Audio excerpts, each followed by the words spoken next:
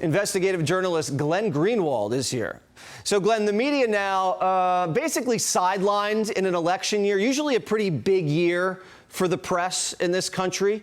It's where they get the ratings. It's where people participate in the democratic process. But they don't care.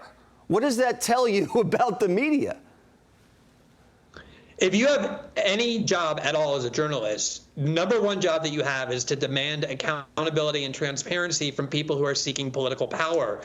And the idea that she's not sitting down for any interviews, it's not just a media strategy. I think we have to remember that Kamala Harris was basically a national joke until there was this explosion of media propaganda on her behalf about 5 days ago when the Democrats imposed her on the party in the country without having a single vote. And one of the reasons is because every time she spoke off script as vice president, it was a gigantic embarrassment.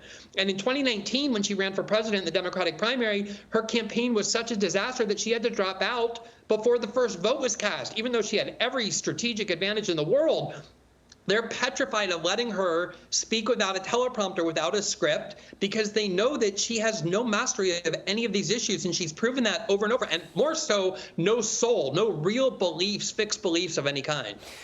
You'd think the media, after covering for Joe Biden for 4 years and ruining what little credibility they had left, would feel a little embarrassed about basically pivoting in 3 weeks and going right back to another kind of corrupt cover-up. And they have no qualms about it. I think the systemic attempt on the part of the media to lie to the country and conceal Joe Biden's true mental state is one of the biggest journalistic scandals in the last several decades. I mean, everybody knew. Those of us who were willing to say it, we're all speaking openly about it. It was an open secret in Washington, and the media pretended they didn't know, and they were so shocked when that debate happened. And you're right, that was a gigantic scandal reflecting yet again their desperation, their willingness to do anything to help the Democrats defeat Donald Trump. And you're right, if they cared at all about their credibility, they would be leading the way, demanding that Kamala Harris sit down for an interview. And yet, not only aren't they doing that, they're doing all the propaganda they can for her. Glenn, what city were you born in? In New York City. And where were you raised? I was raised in South Florida in a suburb of Fort Lauderdale. So, is that hard? I remember that. That's that's not that hard. You didn't lie to me about it. Maybe someone can ask her. I think that's the point.